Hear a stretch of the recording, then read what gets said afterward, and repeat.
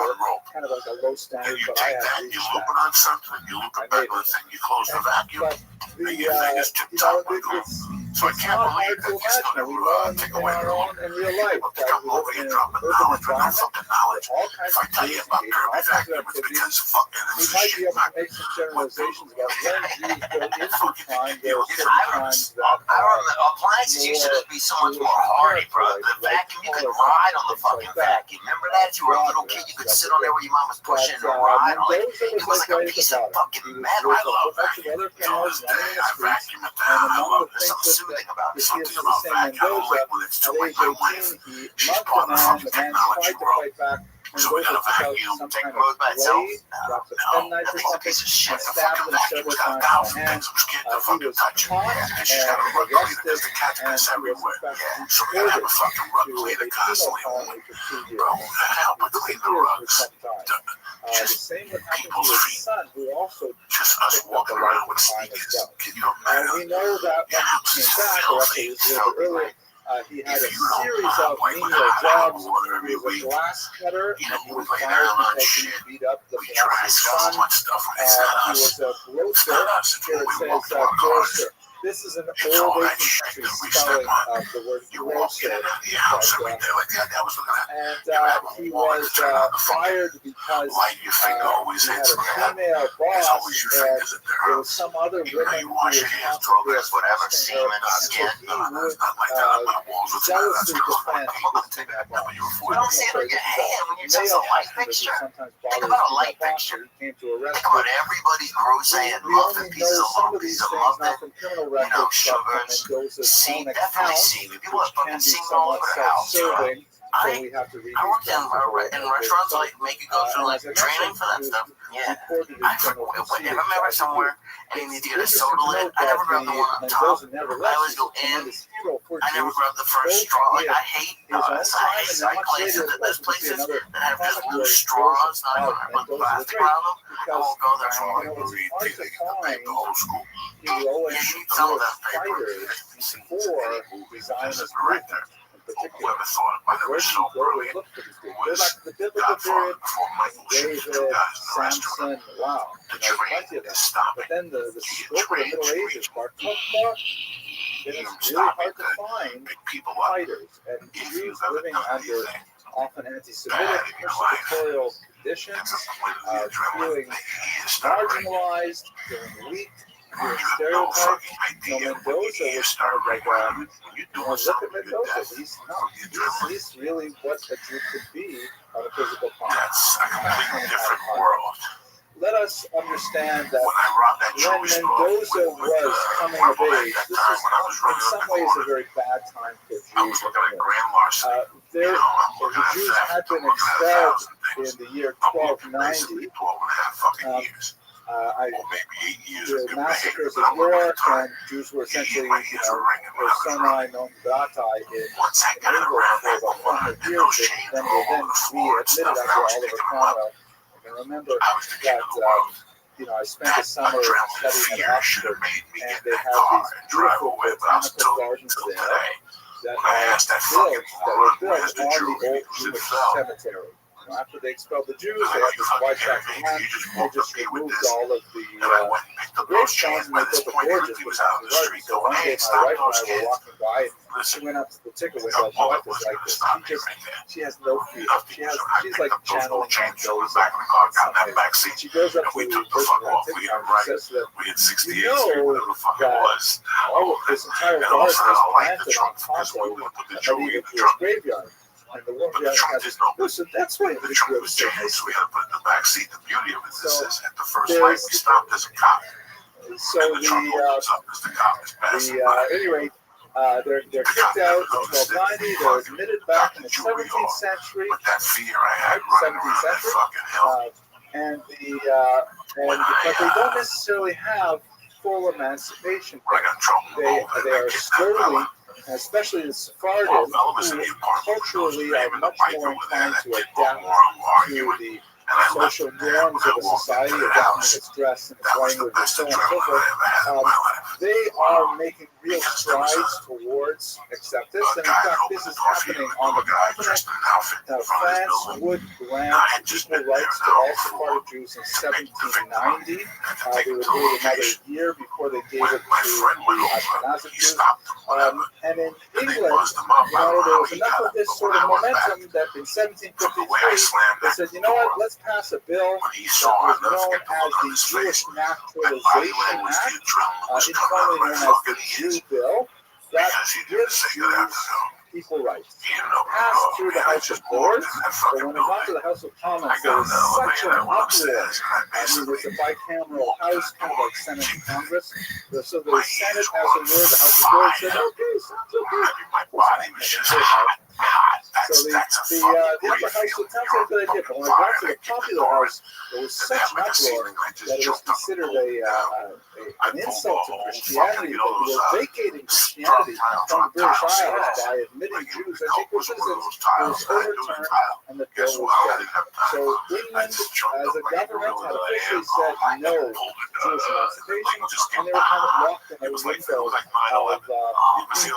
slowly increasing social rights, but legally there was still second class citizens. So one of the fascinating things to contemplate with that, when I walked out, I had dust all over my face, my this shirt. was not because the I had Sephardim ripped so that much fucking as it was ceiling because of the down. Ashkenazim. I fucking The picked up that Sephardim, coat as I and I went in mentioned, the car. tended You to have no adapt idea how I quite felt. rapidly By the time I to got out, mores, I was already behaviors, that and clear. attitudes and so on. Because But it's so they funny. tend to be How you wealthier as feeling? well. Good? They did I'm feeling business. fine. For another Talked story? about Sure, but I'm just like, how did you only get car once? You're still tearing down buildings, kicking down doors. You're doing 9/11. Jews from German territories, Austria, Hungary, Germany itself, they were really quite for maintain their traditional modalities of dress, commerce, and so on. Just was not ready to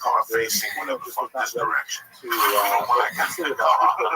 It is important to note that England is country that has a long tradition of philo-Semitism, that England has itself, the British people themselves, have often identified with Jews, seeing and leading a tradition that the British Isles were populated by the lost tribe of the Nation, that the English were actually descendants of that lost tribe, and there were some sort of, affinities drawn to the diaspora of the Jews to the tradition of the British people. So there was a natural trend of philo-Semitism that we definitely see through much of the early modern period. We see it culminating perhaps in the Balfour Declaration of 1917. At the same time, there's also a competing trend of anti-Semitism, which is not the same character as you will find in the continent. Certainly not the same character of anti-Semitism you see in the German-speaking lands, for example. No, you do something like that with that level of adrenaline, things like that, even though it has a history in England. The first blood libel was, of course, 1134 in Norwich. But it was not taken seriously. Instead, there was kind of like a genteel anti-Semitism that may have ascribed to Jews negative characteristics, but not necessarily ones that were fatal in nature, and not ones that would necessarily imply genocidal impulses. Fagin, for example, who's still about 100 years after Mendoza, 50, 60 years after Mendoza, is a classic case in point, where Dickens created this character of Fagin and Oliver Twist, who was absolutely horrific, and he was a Jew. But he was not, when you read it, he was not absolutely horrific because he was a Jew. Jewishness was just something that went along with his awfulness, like, let's say, the fact that he had red hair. His red hairness was part of his character, and Dickens, played it up, but he did not necessarily make Fagin Jewish in order to advance anti-Semitic agenda. In fact, when he was called to the carpet about it, he was horrified that he would think this of him, and he later attempted to undo it by writing positive Jewish characters in his later works. But it's hard to undo this kind of characterization. It's hard to apologize for something you've already offended so many. But that gives you just a sense of the kind of two worlds in which Jews could inhabit space here in the British society. So let's go back to Mendoza. Here's a great picture from the period. Have a closer look at it. Notice that there's kind of like this backdrop. First of all, his pose. He probably didn't look quite this muscular. Again, remember, he's about my height and smaller than I am. And here he looks like he's really quite buff. He's got quite a bit of hands on me. But nevertheless, he's got all these admiring British citizens in the background, and they're all, looking in awe at his awesome physique. He's got this determined look in his eyes. Note the haircut, that will be very significant, as I will explain in a minute. And he's got his fists up ready to go. In the background, you have like the beautiful British countryside, as if he's defending the British Isles themselves, as if he is somehow the representative of all that is good and noble in the UK. He is going to stand for it. So his innovation, why was he a special boxer, besides the fact that, of course, he was a heavyweight champion of the world for some time? So first of all, he had a unique fighting He would just style, go on for which is that a ball? boxing websites, when I was doing research for this, Have a would smoke go marijuana on and so on long, about my lips Mendoza's would start style. again. He would have a Like it was something anecdote for really everything. unique and And special I for the would time. tolerate him I because don't I'm a know how comic. to At that time, I imagine didn't it. I know wish I anything had some but comedy. videos of Yeah, it. they would kind But of like, apparently he but my adopted buddy what didn't most fucking like boxers football. of his day And he would always say, fuck you, tended can't to do you fucking compete get the in a fuck very out of here. rigid manner. They would And I take go, their stances you know. and essentially So rely that's on one their no reach one knocked on my and their door. That's power crazy. to try to pummel He their lived opponent upstairs. He into always wanted to submission. know what you were doing. Mendoza, on the He other always hand, would invited you to move a something. lot. Hey, listen, there's That a was party up in the bar with they thought it was a band's big cracking. finish. Yeah. An We'll go up invitation there, that pick up some you move out of the bitches. way. When you Some got of up there, he was like it his takes a leadership father-in-law. class, I guess, to figure There was that out. always a dilemma with Ken. Apparently moved a lot. He put a lot of emphasis on Ken footwork, didn't on bother me sidestepping, at rather all. than You know, simply there was standing there and times trying to bend one he or would the come other. down, I And cut he the would steak in also half and give it to Ken. simultaneously There was defend times and he bothered me. You counterattack. know, like he got So my every nerves by telling me move a long story about contained both Kentucky. a Yeah. deflection of a blow And this coming one, his way this and one, also a everybody simultaneous attack on his opponent. And I like Like Ken. that. From what little So I one know fucking of day, Krav Maga, we which lived in the is a basement. form of and martial Ken art lived. that was It's developed like in the Warsaw office during had to the be 20th century. And he lived in the It office has uptown. similar kind And there of was a balcony. approach, but One beyond day those Ken things. comes So his in and fighting he style shows is me, let me apparently show you unique. I something. can't say too much about it. Yeah, and he shows me his brand new helmet. Was the first fighter to charge admissions Like football for helmet? his I'm a fights. bicycle In other rider, man. words, these were not like just okay, I'm gonna meet you tomorrow at noon, and we're gonna create an open space, and whoever wins wins. And he shows But me there's his a lot of touch money speed with changing his hands fucking in these fights I because was there gonna was run up and down gambling. the hill. And since there was So a I lot said, of "Where'd you gambling get this going race on, from?" Yeah, it's a and Mendoza also $3,000 bike. capitalized on the And gambling, all this shit. he And I go, so and his come upstairs, opponents, come on. particularly Richard Humphreys, who we'll talk about in greater detail shortly, they decided to mount their prize fights far away from the urban centers, often outdoors, but you had to commute to get there. It wasn't something that was like fought in the alleyways. And so therefore, the people who went tended to have more means that they could get away from work and could afford to travel to attend these things, and then they would actually charge admission to watch these spectacles. So he applied an economic incentive to prize fighting, which of course is still true today. Haircuts. He's been coming to your place for 2 In years. one of his last battles, he was brutalized by an opponent who, realizing that Mendoza was very proud of his Samson-like locks, grabbed him with his left hand by his hair and with his right hand pummeled Mendoza into submission. And you have to realize that the rules of boxing at this point in the 18th century were pretty limited. And so that he could do this was legal, although somewhat dastardly. There is a widespread notion that you'll find on all these boxing websites that as a result of that particular fight, I think it was in 1795, boxers always cut their hair short. The Mendoza haircut in order to avoid this kind of situation. He also had a unique sense of theater. He realized that boxing was the kind of sport that had a lot of economic potential and that there was a lot of build-up to it. You know, the gladiatorial aspect of it, the personalities of fighters, that they could speak in advance, that they could have like trash talk, and it would be reported widely in the papers, much like it is today, and so people would be built up towards these kind of events. He pioneered that entire industry. So in many ways, Mendoza was the father of modern boxing as a whole, as opposed to just street fighting. Mendoza really took it to the level of an industry. His first fight is, I think, most indicative of where he came from. He was a young man. He was 16 years old, 1789. And the fight was so remarkable, it was actually reported in the Times, a major British newspaper.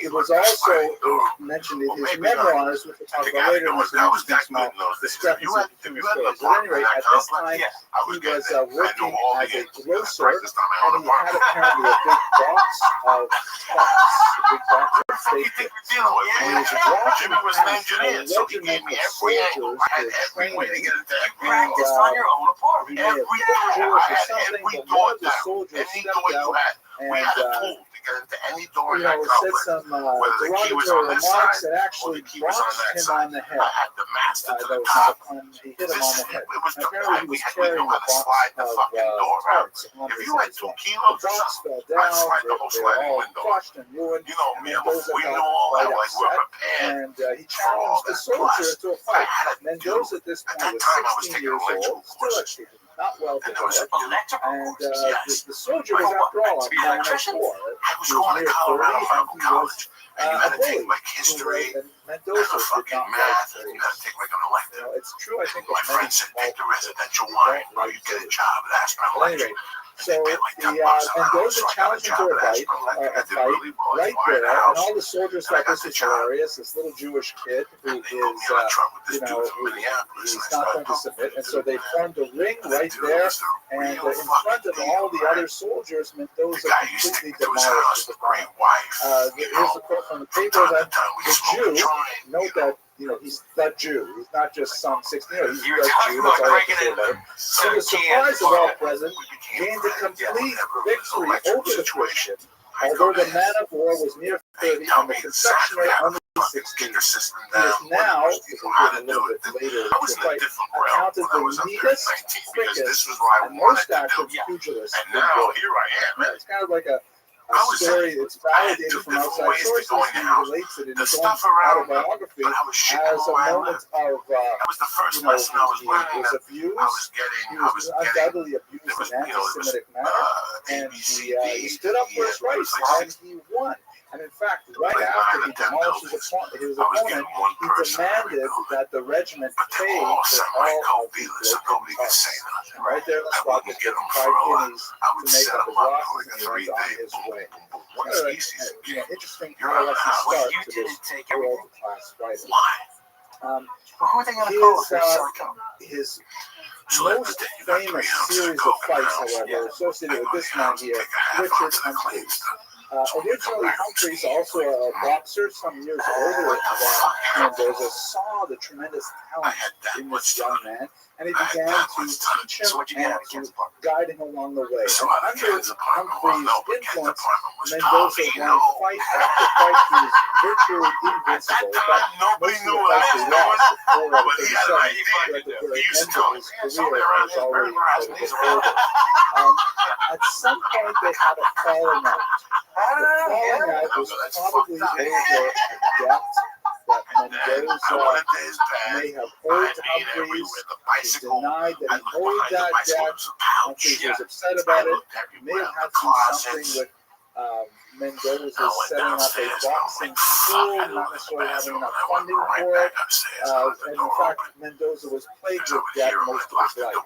He married a large family. He could never quite put things together, even though he often won large prizes for his fights, and often he won large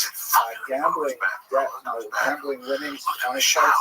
He never could quite escape poverty, and so he was always short over money, and he was short-tempered as well. So anyone who specifically needled him on money was sure to get a bad day, you know what I'm talking about? They ended up agreeing to Now it's fight cardboard. to But back settle in the their day, it debt. was metal. And The hard one. at that point, And back in they the day, began they to didn't have acquire the tin. the It aspect of just sealed. theater. They had Bro, I opened 3 it up. well-publicized There it was. fights Ben where the Franklin after results Ben went Franklin. back and forth. Mendoza ultimately would emerge victorious from the third and final fight, but it was kind of like this Now, if he sustained would have bought a grudge steak, match I would have taken between a deuce, these just as 2 tax rivals. and close the They seal. had If you want to think he's still some in the ball game, arguments as sure, well just for over training facilities. Since Humphreys had challenged Mendoza, it was up to Humphreys to provide the training Even my facilities. brother Lee, I And would got into your room. we have to think about this in the 18th century. So like there are gyms, and there are like He ain't gonna bother. He ain't gonna professional bother. places where you go to You know what I'm work saying? out. My little But dog. the very concept of working out So you got and exists did he for come the down to that 20th apartment? century. So going someplace With a in piece order to of exercise for health or strength, maybe you see that in ancient Greece, but it really wasn't part of European I culture. got home So from dancing last night. he put them Somebody broke actually into my in goddamn a house. house of ill repute.